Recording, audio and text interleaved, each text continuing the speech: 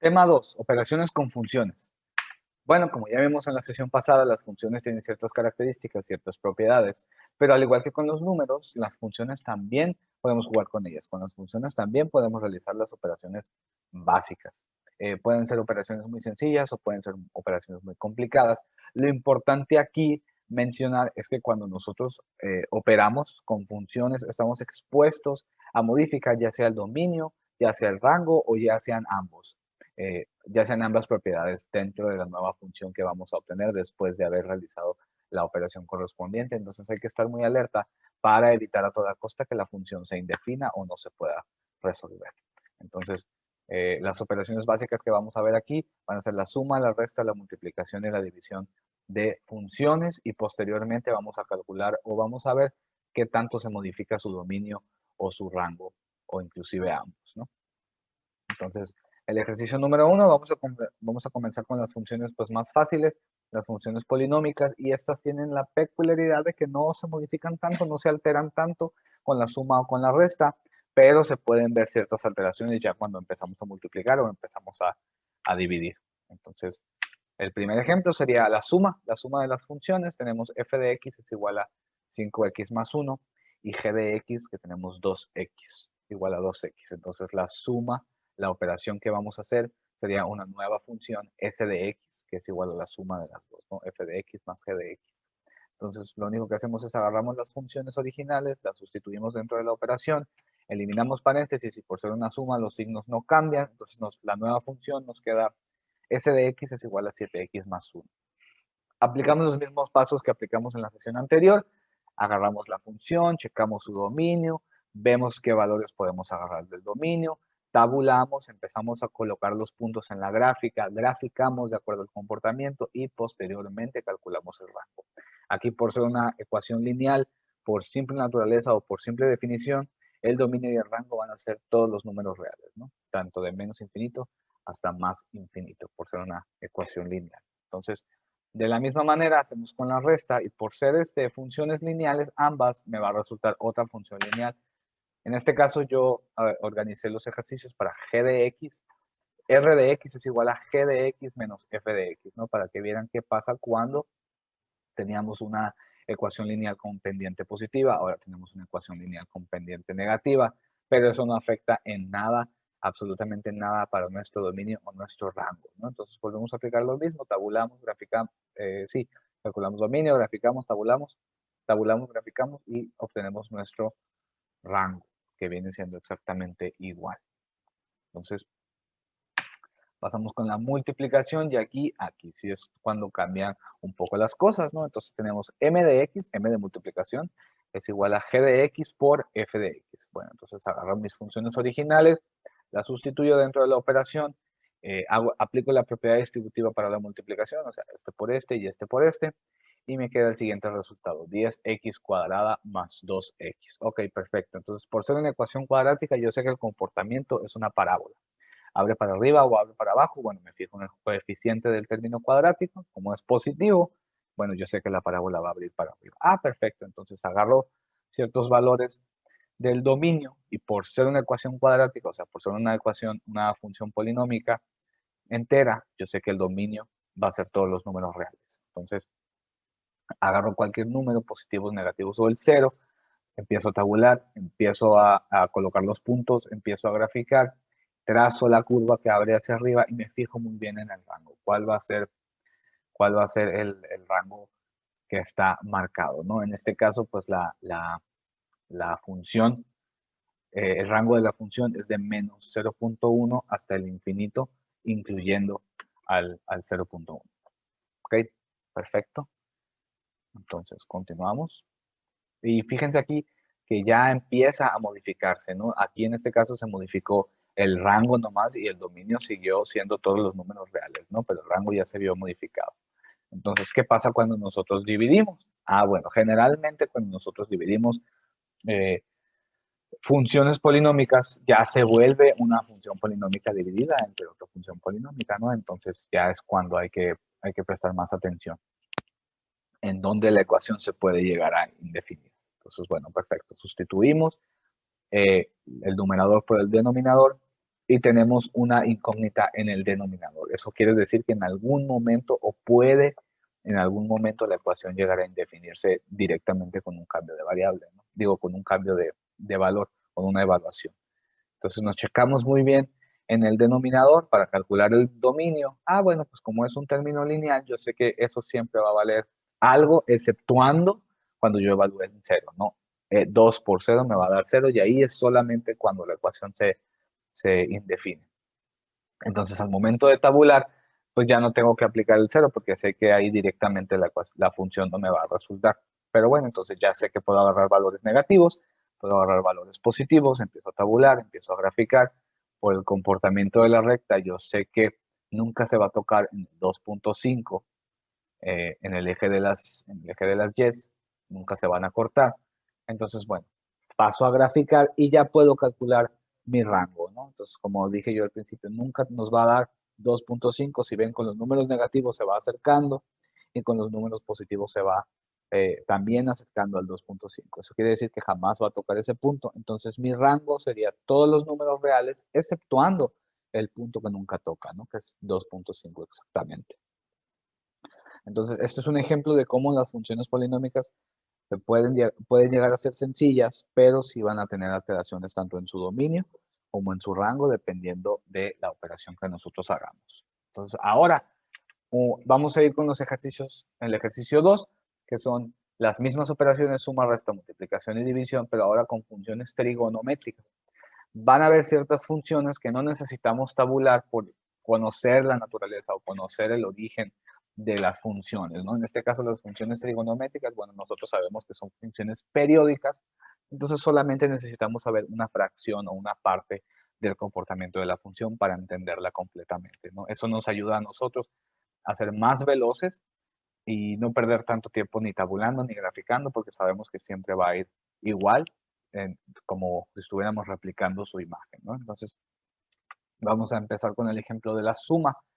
F de x es igual al seno cuadrado de x y g de x es igual al coseno cuadrado de x. Ah, perfecto. Entonces, la suma, solo agarro los valores, los sustituyo, no cambian los signos y me queda seno cuadrado de x más coseno cuadrado de x igual a s de x. Ah, perfecto. Entonces, como les decía, no hay que, eh, no hay que hacer tantas operaciones con las funciones trigonométricas porque por la pura naturaleza ya sabemos cómo trabajar con ellas o inclusive podemos aplicar identidades trigonométricas. Hay infinidad de identidades trigonométricas que podríamos llegar a aplicar para reducir o simplificar la expresión, ¿no? En este caso, s de x es igual a seno cuadrado más coseno cuadrado de x. Perfecto, entonces existe una identidad llamada identidad pitagórica que dice que el seno cuadrado de teta más el coseno cuadrado de teta es igual a 1. Ah, perfecto, entonces solamente sustituyo los valores y me queda que s de x es igual a 1. Entonces, ¿qué es 1? Es una función constante. Perfecto, entonces con una línea recta yo sé que cualquier valor que yo le dé va a ser ese mismo valor, ese exacto valor, ¿no? Entonces el dominio serán todos los números reales y el rango será solamente ese valor por ser una función constante. Entonces, en este caso, pues sería el 1. Perfecto. Aplicando la identidad pitagórica sin necesidad de tabular, sin necesidad de graficar, solamente conociendo la identidad. Entonces, aplicamos la resta ahora y de igual manera g de x menos f de x. Pues entonces agarro, sustituyo y ahora sí cambian los valores por ser una resta y el signo menos afecta al seno cuadrado. Entonces me va a quedar que r de x es igual a coseno cuadrado de x menos seno cuadrado de x. Ah, ok, perfecto. Entonces existe una identidad que se llama identidad doble de un ángulo, que dice que el coseno de 2 veces el ángulo es igual a coseno cuadrado menos seno cuadrado de teta del mismo ángulo, ¿no? Perfecto, entonces yo puedo hacer la sustitución y decir que r de x es igual a coseno de 2 veces el ángulo. ¿Ok? Es todo lo que necesito, coseno de 2 veces el ángulo. Esa función, por la naturaleza de la función, yo sé que el dominio de esa función son todos los números reales, porque no importa qué número ponga, positivo, cero o negativo, siempre me va a dar un valor, el coseno. Y de igual manera el rango. No importa qué número ponga, yo sé que el coseno, si tiene coeficiente 1, yo sé que el coseno siempre va a ser del menos 1 al 1. No importa qué valores yo le dé al argumento. ¿Ok? Entonces, sabiendo cómo se comportan las funciones trigonométricas, no hay necesidad de tabular ni de graficar, pero hay que estar muy alerta, ¿no? Entonces, por ejemplo, la siguiente operación, que es la multiplicación, aquí sí tenemos un coeficiente con la respuesta. Entonces, igual tenemos la multiplicación g de x por f de x. Entonces me quedaría m de x es igual a coseno cuadrado de x por seno cuadrado de x. Y de igual manera existe una identidad que se llama identidad producto, que dice que el coseno de teta por el seno de teta es igual a 1/2 del seno de 2 veces teta. Ah, perfecto, pero como yo tengo mis productos mis factores, perdón, elevados al cuadrado, yo puedo aplicar la ley de la uniformidad en las leyes de las potencias, que digo que si igualo o elevo una igualdad a potencia n, tantos lados de la igualdad se van a elevar a potencia n, ¿no? En este caso, los dos lados de la igualdad se van a elevar a la potencia n, bueno, pues entonces los elevo al cuadrado y tanto un lado como el otro se va a elevar al cuadrado. Y un medio de seno de 2 veces teta, pues se va a elevar al cuadrado, ¿no? Y eso me queda ya sustituyéndolo, 1/4 del seno cuadrado de 2 veces x. Recuerden que lo que está dentro del paréntesis es el argumento, y el argumento no se ve afectado por la operación o las operaciones que nosotros hagamos con los factores, ¿no? El argumento no se toca, el argumento se deja ahí solito. Entonces, perfecto. Yo sé cómo calculo el dominio. Bueno, yo sé que el seno por naturaleza tiene un dominio de todos los números reales, al igual que el coseno, no importa qué valor yo le ponga, negativo, positivo o cero, siempre va a ser un número real, siempre me va a dar un valor. Y elevado al cuadrado, pues es exactamente lo mismo, un dominio. ¿Ok? Y el rango, yo sé que el rango, pues es un poco más de lo mismo. Por tener el coeficiente 0, yo sé que, por tener un coeficiente, yo sé que el mínimo que me puede dar el seno es 0 y el máximo que me puede dar el 0 es 1. Ah, perfecto. Entonces ya por deducción yo sé que el rango de la función va desde el 0, incluyéndolo, hasta el 1/4, incluyéndolo por ser 1/4 el coeficiente. Y por último, la división de las funciones trigonométricas. Y aquí es donde se vuelve un poco más complicado, pero al igual podemos resolver todo por identidades trigonométricas. Entonces dice f de x entre g de x, seno cuadrado de x entre coseno cuadrado de x, y al igual que en los otros casos anteriores, tenemos una identidad que se llama identidad fundamental, que ya la conocemos todos. Seno de teta entre coseno de teta es igual a tangente de teta. Al igual que el caso anterior, aplicamos la ley de la uniformidad, elevamos todo al cuadrado y nos quedaría que d de x, o sea, el resultado de la operación, es tangente cuadrada de x. Perfecto, entonces yo sé que la naturaleza de la función tangente es todos los números reales, exceptuando cuando pi se vuelva, cuando obtengamos algún medio de pi, ¿no? Todos esos factores. ¿Por qué? Porque la ecuación se indefine cuando el coseno vale 0. ¿Cuándo el coseno vale 0? Pues cuando sucede ese caso, ¿no? Entonces, por naturaleza, por mera fórmula, por mero conocimiento, el dominio de la función tangente siempre va a ser todos los números reales menos 2x más 1 pi entre 2. ¿Sí? Cuando nos quede una fracción de pi. Entonces, perfecto. Y el rango, de la otra manera, por la tangente estar elevada al cuadrado, entonces yo sé que la naturaleza o el comportamiento de la función tangente, el rango, es de menos infinito hasta infinito, porque nunca para, ¿sí? Todos los números reales.